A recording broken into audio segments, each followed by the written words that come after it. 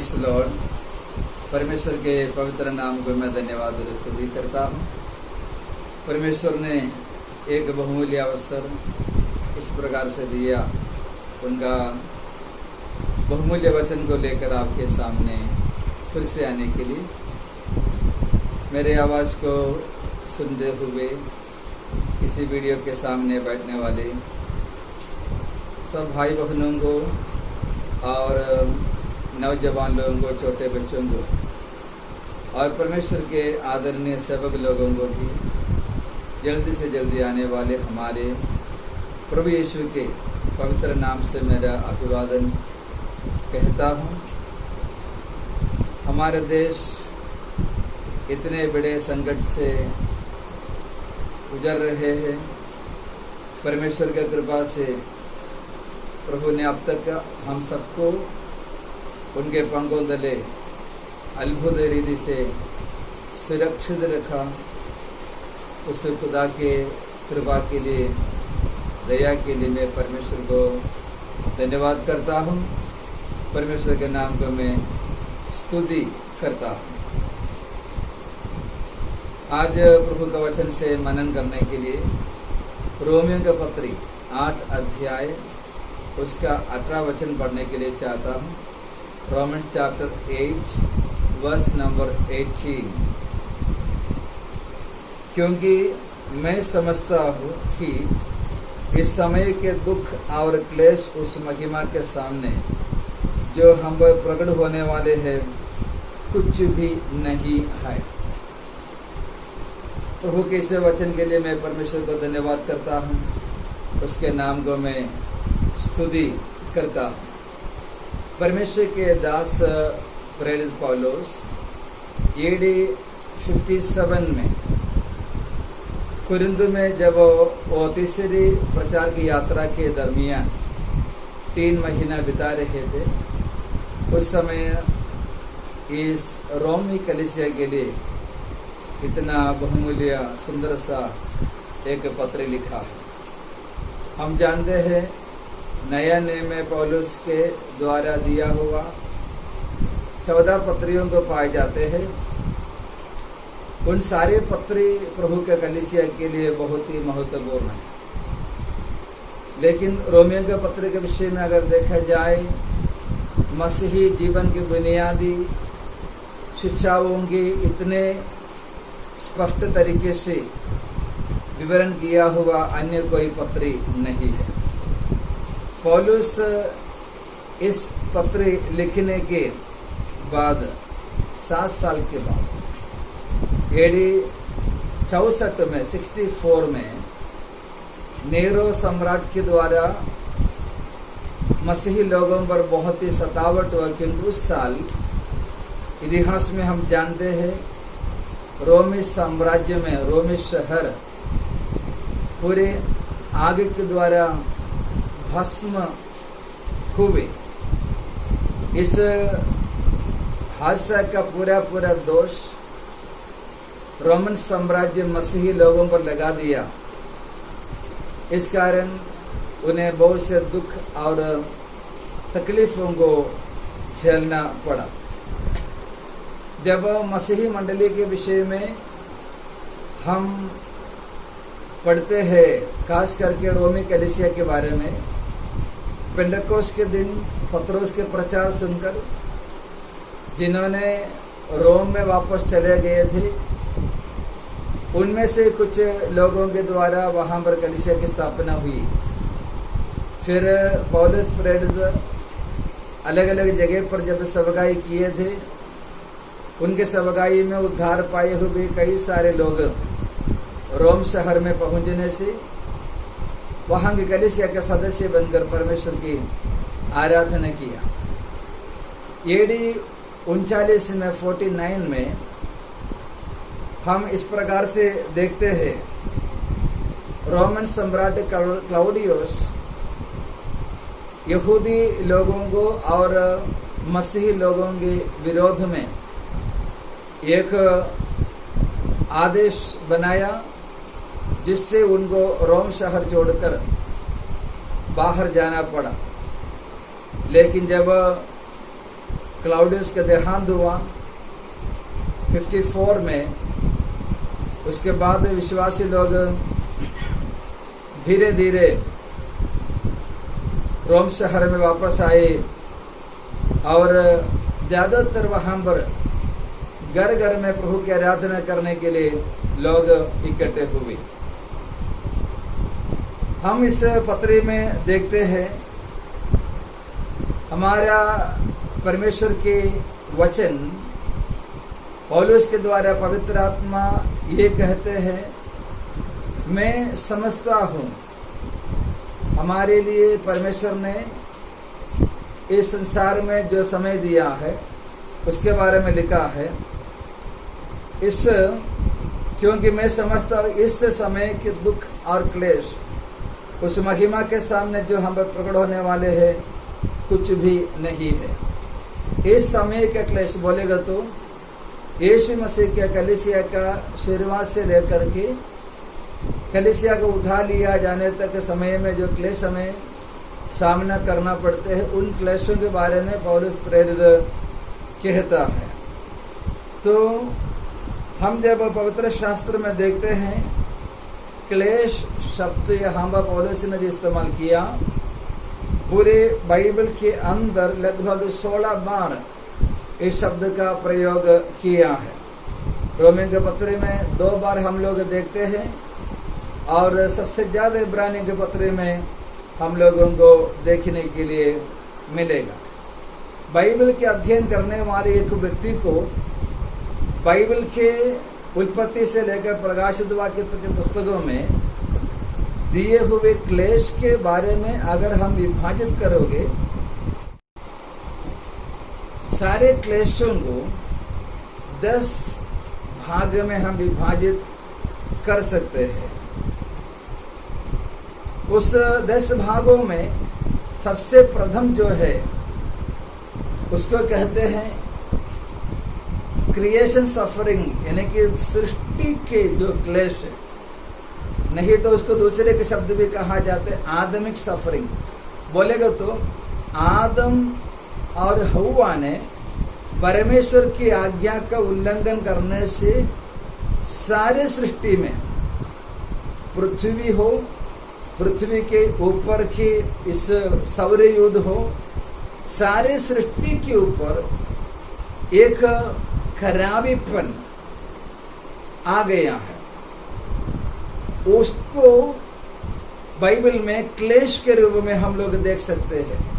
तब से लेकर ये सिस्टम बिगड़ चुका, तब से लेकर के सौर युद्ध खराब होने लगा।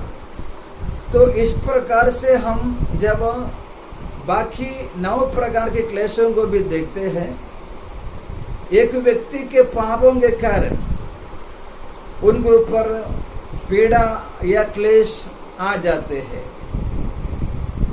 एक व्यक्ति पाप करने से उसके एक परिणाम के हिसाब से दूसरे को क्लेश आता है। उदाहरण के तौर पर आखान ने पाप किया, लेकिन उनके घर के जानवरों को भी दुख उठाना पड़ा है। फिर हम लोग देखते हैं कि हम शिकार हो जाते हैं, यह हमारे गलती से नहीं, दूसरे के गलती के कारण हम लोगों को दुख झेलना पड़ते हैं। और हमारे प्रिय लोगों में हमारे भाई बहन, माता पिता, हमारे रिश्तेदार या ऐसे जो हमारे लिए करीब का है, उनके ऊपर के तकलीफ, उनके ऊपर के जो संकट है, वो भी हमारे जीवन में बहुत दुखों को लाता है। और जो है हम लोग देखते हैं, हम समाज में उसको कहते हैं कलेक्टिव सफरिंग, यानी कि हम समाज में रहने से समाज में जो भी दुख आएंगे, जो भी क्लेश आएंगे, वो हमें भी भोगना पड़ेगा, क्योंकि हम समाज के एक हिस्सा है। अब हमारे देश में जो बीमारी आते हैं, लॉकडाउन समाज के लिए है। भले हम बीमार नहीं होगा, हमें तकलीफ नहीं होगी, लेकिन ये लॉकडाउन की वजह से जो भी तकलीफ है सबको सहना पड़ते हैं, वो कलेक्टिव सफरिंग। फिर देखते हैं अनुशासन के लिए, डिसिप्लिनरी सफरिंग बोलेगा तो हम लोग जब परमेश्वर के वचन से फिसल जाते हैं, सरक जाते हैं, तो छोटी छोटी ताड़ना देकर परमेश्वर हमें उसके पास लेके आता है। हमारे पवित्रता के लिए, नहीं कि हमारे जीवन पवित्रता में और आगे बढ़ने के लिए परमेश्वर कभी कभी हमारे जीवन में क्लेश आने देते हैं। फिर हम लोग देखते हैं, यीशु ने कहा यूहन्ना 15:20 में, यदि संसार मुझे सताया है तो तुम्हें भी सताएंगे। यानी कि प्रभु यीशु मसीह के सेवकाई के कारण हमें सताते हैं, या विश्वास के कारण हमें सताते हैं। और 10वां हम लोग देखते हैं अपोकालिप्टिक सफरिंग बोलेगा तो प्रभु यीशु मसीह के आगमन से पहले इस दुनिया में जो भी क्लेश होगा, मत्ती का सुसमाचार 24 अध्याय में हम उसके बारे में पढ़ते हैं, वो क्लेश यहाँ पर जब कलीसिया होगी हमें भी झेलना पड़ता। इस प्रकार से अलग अलग 10 कैटेगरी हम वचन के आधार पर देख सकते हैं। इस अवसर पर मैं आपको यह बताना चाहता हूँ, इस प्रकार के क्लेशों के बीच में कलीसिया क्या करना चाहिए, प्रभु के लोग क्या करना चाहिए, हमें अवश्य जानने वाली कुछ बातों के बारे में आपको मैं बताने के लिए चाहता हूँ। नंबर 1, पुराना नियम के भक्ति लोग सब क्लेशों के बीच में से गुजरा है। उत्पत्ति से लेकर के मलाकी तक पुस्तकों को अगर हम देखें, या यूहन्ना बपतिस्मा देने वाला व्यवस्था के आखिरी व्यक्ति था, तब तक के लोगों को हम लोग देखते हैं सब क्लेश के बीच में से गुजरा। अब्राहम को देखो, इसहाक को देखो, याकूब को देखो, तीनों के समय पर अकाल आया। अब्राहम के समय पर केवल अकाल का नहीं, और जितने समस्या आए हैं, और इस्राएलियों के इतिहास में मालूम है पूरे क्लेशों से परिपूर्ण था। अकाल आया, भूकंप आया, कई मारी आया करके वचन में हम लोग देखता है। इस प्रकार के कई क्लेश पुराना नियम के समय पर, लोगों के समय पर आया। इब्रानियों के पत्री 11 अध्याय में पुराना नियम के लोगों ने जो भी तकलीफ उठाई उसके बारे में लिखा है। तो हमारे विश्वासी लोगों के विषय में अगर देखा जाए, हमारे क्लेशों को 2 भाग में बांट सकते हैं। नंबर 1, हमारे विश्वास के संबंधित क्लेश। नंबर 2, हमारे इस संसार के जीवन के संबंधित क्लेश। ये दोनों हमें झेलना पड़ते हैं। तो अब्राहम या पुराने नियम के सारे भक्त लोग क्लेश उठाया है। यशायाह भविष्यवक्ता, यिर्मयाह भविष्यवक्ता, इन लोगों के बारे में हम लोग देखते हैं। नंबर 2, पुराने नियम का भक्त लोगों को हम पहले देखा। अभी दूसरा, नया नियम में पहले सदी के कलीसिया में जितने भी विश्वासी भाई बहन लोग थे, वे लोग भी क्लेश उठाया। थिस्सलुनीय का पहला पत्री में 1 अध्याय का 4वां वचन इस प्रकार से पढ़ते हैं, इतना भारी क्लेश में होकर भी थिस्सलुनीय की कलीसिया भारी क्लेश में से गुजरा है। यूहन्ना 16:33 में हमारे प्रभु ने क्या बोला, इस संसार में तुम्हें क्लेश है, हमें क्लेश है। तो पुराना नियम के भक्त लोग क्लेश उठाया, नया नियम के पहले सदी के लोग भी क्लेश उठाया है। अभी देखिए पहला कुरिन्थियों का पत्री 10:13 में, तुम किसी ऐसे परीक्षा में नहीं पड़े जो मनुष्यों के सहने के बाहर है। परमेश्वर सच्चा है और वो तुम्हें सामर्थ्य से बाहर परीक्षा में न पड़ने देगा। तो परमेश्वर हमें क्लेश के अनुभव में से अगर जाने देते हैं, तो वो क्लेश के अनुभव सिर्फ हमारे लिए इस दुनिया के सब लोगों में है। और दूसरी बात है कि हमारे सहने के बाहर परमेश्वर कभी भी हमें ऐसा परीक्षा नहीं देता है। देखिए 3 बातों को हमने देखा। नंबर 1, पुराना नियम के भक्त लोगों को क्लेश उठाना पड़ा। नया नियम में पहले सदी के विश्वासी लोगों के जीवन में क्लेश था। तीसरी बात है, तो संसार के लोगों में भी क्लेश है, और जो विश्वासी भाई बहनों के जीवन में क्लेश आते हैं, उसके सहने से ज्यादा क्लेश के अनुभव परमेश्वर कभी भी नहीं देता है। लेकिन हम हमेशा हमारे मन में सुखों के बारे में, आशीषों के बारे में सोच कर बैठने से, क्लेश या जरा सा भी तकलीफ आने से हमें उसे बर्दाश्त करना मुश्किल लेकर के हम लोगों को लगता है। लेकिन प्रभु का वचन कहते हैं सहने के बाहर कभी भी वो हमें कष्टों में, क्लेशों में लेकर नहीं जाएंगे। इसी विषय पर प्रभु के प्रिय लोग, हमारा उत्तरदायित्व तो क्या है, हमारी जवाबदारी क्या है, हम क्या करना चाहिए जब हम किसी भी प्रकार की क्लेश में से अगर जाते हैं तो हमें क्या करना पड़ते हैं। याकूब के पत्री 5 अध्याय का 13 वचन, जेम्स चैप्टर 5 वर्स नंबर 13, याकूब के पत्री 5 अध्याय उसका 13 वचन, उसमें इस प्रकार से लिखा है, यदि तुम्हें कोई दुखी है तो वो प्रार्थना करे। क्लेश तकलीफ जब हमारे जीवन में बढ़ते आ रहा है, हमारा मन दुखित हो जाते, व्याकुल हो जाते हैं, सबसे पहले की जवाबदारी है हमें प्रार्थना करना होगा। हमारे प्रभु यीशु मसीह के जीवन को हम जब देखते हैं, यीशु मसीह का जीवन काल में प्रभु यीशु हर वक्त में, हर मुसीबतों के बीच में, हर घड़ी में पिता से वार्तालाप करते रहा, बातचीत करते रहा, प्रार्थना करते रहा। वो नमूना हमारे लिए भी प्रभु ने करके दिखाया।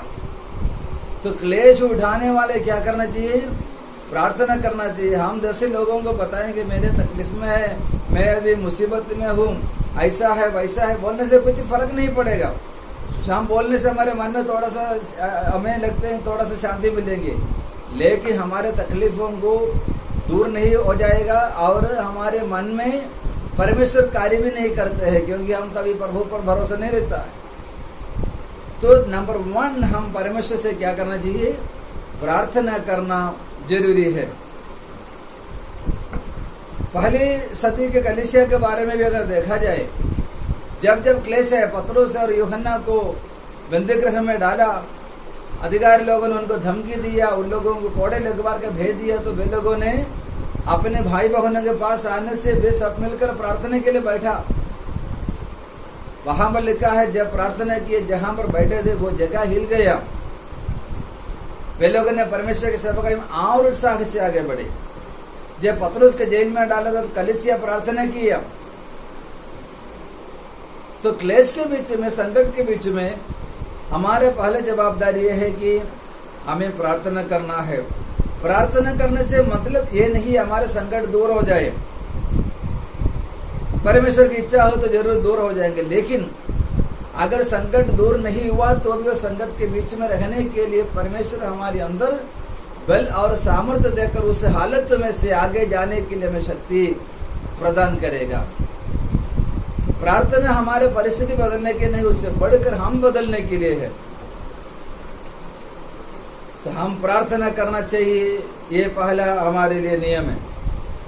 नंबर 2, कुरिन्थियों के दूसरे पत्र 4 अध्याय का 8 वचन में हम इस प्रकार से पढ़ते हैं, हम चारों ओर से क्लेश तो भोगते हैं पर संकट में नहीं पड़ते, निरुपाय तो है पर निराशा नहीं होते हैं।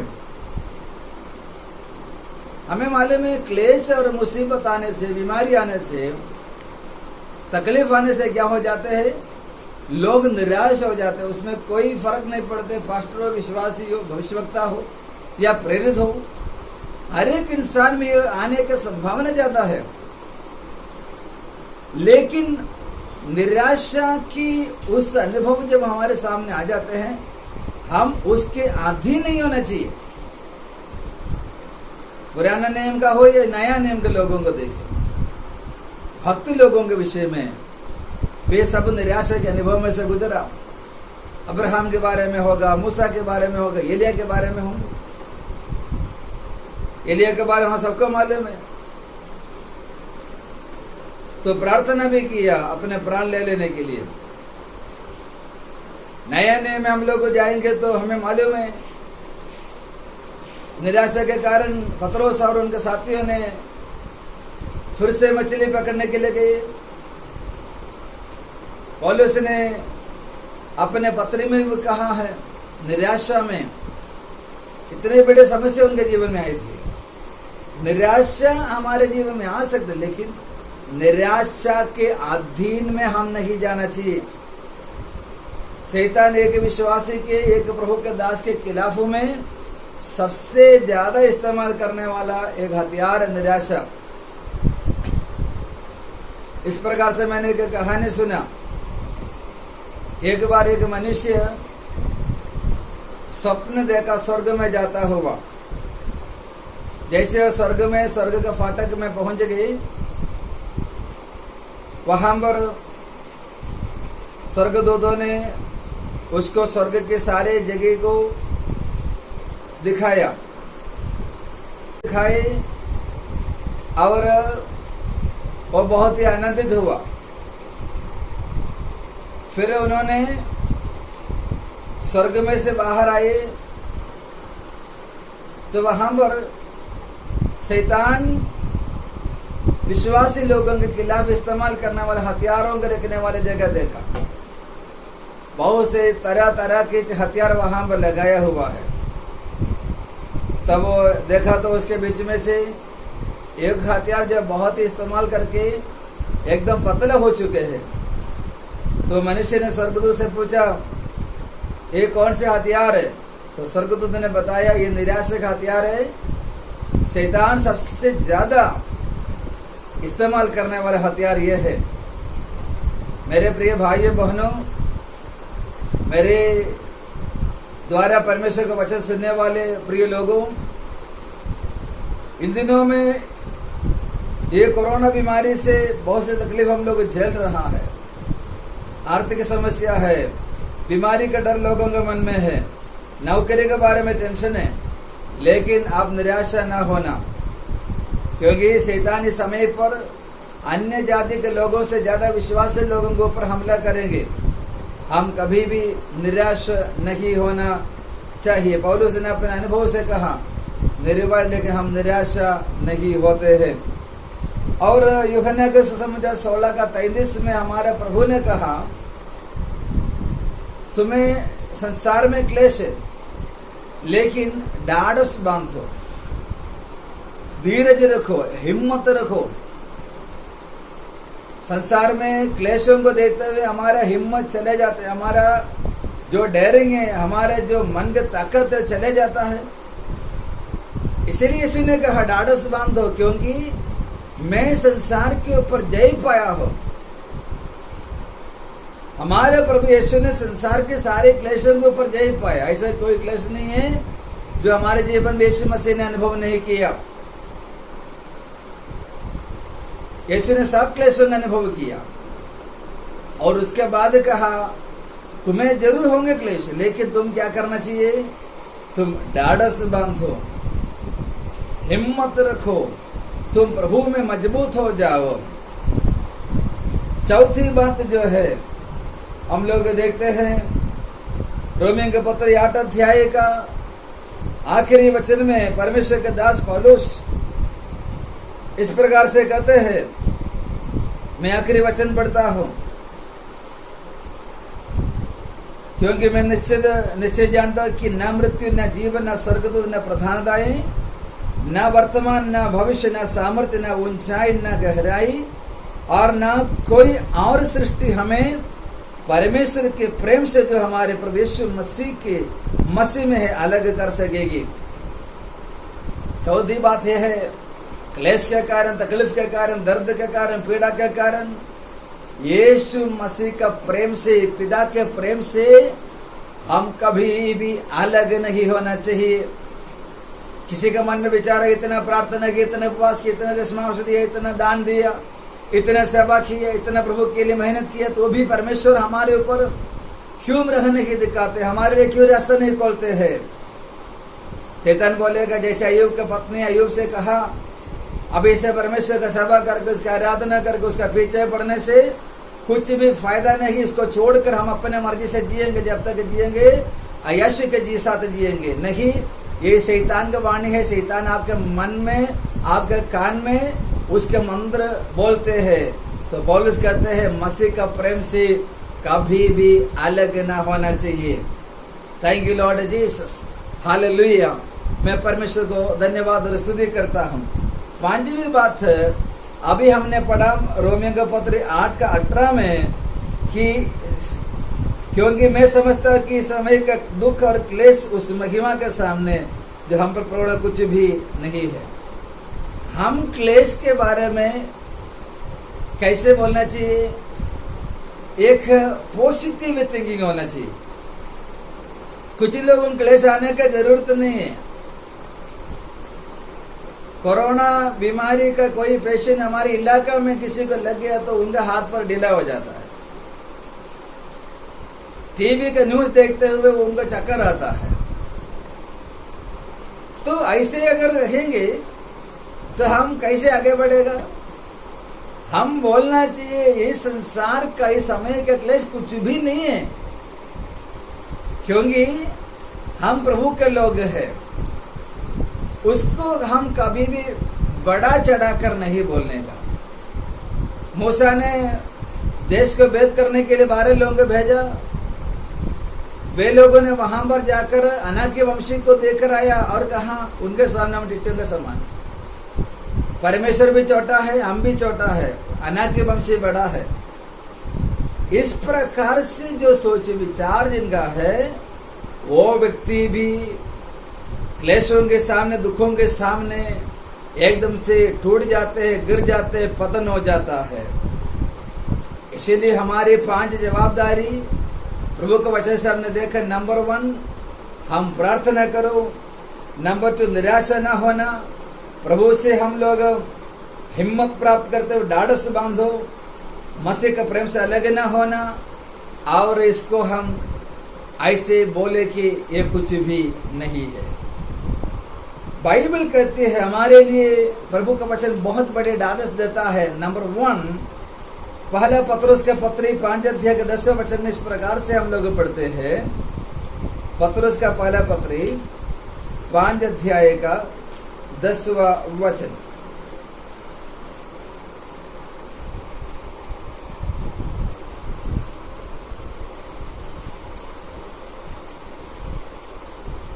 ओके, 5 का 10। आप परमेश्वर जो सारे अनुग्रह का दाता, जिसने हमें तुम्हें मसीह में अपने आनंद महिमा के लिए बुलाया, तुम्हारे थोड़ी देर तक दुख उठाने के बाद, थोड़ी देर तक दुख उठाए। हमारे दुख कितने देर तक है? थोड़ी देर तक है। Praise the Lord. उसके साथ और एक वचन भी पढ़ता हूँ, कुरिन्थियों का दूसरा पत्र 4 अध्याय का 17 वचन। 2 कोरिन्थियन चैप्टर 4 वर्स नंबर 17। क्योंकि हमारा पल भर का हल्का सा क्लेश हमारे बहुत ही महत्वपूर्ण आनंद महिमा उत्पन्न करता जाता है। पल भर का क्लेश, थोड़ी देर का क्लेश। पौलुस कोरिन्थी पत्री में लिखा है पल भर का क्लेश। प्रिय लोगों, इस जगत में हमारा क्लेश पल भर का है। पौलुस ने रोमियो के पत्र 8 अध्याय में जो बोला है वो वचन फिर से मैं पढ़ने के लिए चाहता हूँ। मैं समझता हूँ कि इस समय का दुख और क्लेश उस महिमा के सामने जो हम प्रकट होने वाला है कुछ भी नहीं है। पल भर का, थोड़ी देर का क्लेश जो है महिमा के साथ तुलना करने का। हमारे आयु हम पर कितना साल का होगा मुझे मालूम है। प्रचार करने वाले, मैं सुनने वाले, आप हमें से कोई भी शायद 100 साल तक नहीं जिएंगे। आज हमारे इंडिया में लोगों की आयु देखेंगे तो 60 या 61 या 70 साल तक जाता है। जो ना पुराने के लोग अच्छा खाना खाया है, अपने तंदुरुस्ती को, अपने तबीयत को अच्छे से संभाला है, वे लोग 80-90 तक जाता है। बाकी इस पीढ़ी के लोगों को ज्यादा लंबे उम्र है ही नहीं। ऐसे देखा जाएंगे तो हमारी उम्र के आधे से ज्यादा चले गया। अभी तो हमारे सामने थोड़ा दिन बाकी रह चुके हैं। तो हमारा विश्वास और भरोसा हम बढ़ाए। हम आनंद काल के महिमा के साथ हमारा विश्वास के जीवन को और इस क्लेश को तुलना करें। 70 साल के यहाँ के जीवन में गिने चुने कुछ दिन तक, 2 महीना, 3 महीने, 1 साल होगा हमारा पूरा क्लेश का समय। लेकिन अनंत काल के जीवन बोलेगा तो ना कोई अंत, हमेशा हमेशा हमेशा हमारे प्रभु के संग रहते हैं। और सौभाग्य परमेश्वर हमारे लिए देते हैं। आने वाले महिमा में प्रभु के संग में हम प्रवेश करने जा रहा है। पौलुस प्रेरित ने पहला थिस्सलुनीके पत्र 4 अध्याय के 16 वचन में पढ़ते हैं, प्रभु आप इस स्वर्ग से उतरेंगे, प्रधान दूत के शब्द सुनाई देगा, तुरही फूकी जाएगी, प्रभु के ललकार सुनाई देंगे। उस समय प्रभु में जो मरे पड़े जी उठेंगे, हम फिर जिंदा है, बदल कर यीशु से मिलने के लिए बादलों पर उठा लिया जाएगा। Praise the Lord, hallelujah. हमारा प्रभु यीशु जल्दी आ रहा है। अभी जो भी दिख रहा है उसकी आगमन का चिन्ह, उसके लिए हमको तैयार हो जाएंगे। हम हमारे प्रभु में हमको आगे बढ़ेंगे, विश्वास के जीवन में मजबूत रहेंगे, सब कुछ प्रभु बदलेंगे। अगर हमारी आयु लंबा है, प्रभु के आगमन देर हो जाता है, अभी का कुछ समय का क्लेश प्रभु दूर करेंगे, फिर से हमारे जीवन में हरियाली के अनुभव देंगे, फिर से आनंद के अनुभव देंगे, फिर से खुशी के अनुभव देंगे, फिर से हम इकट्ठा होकर परमेश्वर की आराधना करने का मौका देंगे, फिर से आत्मिक संगति के लिए परमेश्वर हमें मौका देंगे। वो प्रभु में उसके वचन में पूरा पूरा भरोसा रखते हुए हमको आगे बढ़ेंगे। इन वचनों के द्वारा परमेश्वर आप सभी को बहुत ऐसे भरपूरी से आशीष करे। ये प्रार्थना के साथ मैं अपने लफ्जों को समाप्त करता हूँ। मैं गॉड ब्लेस यू, आमीन।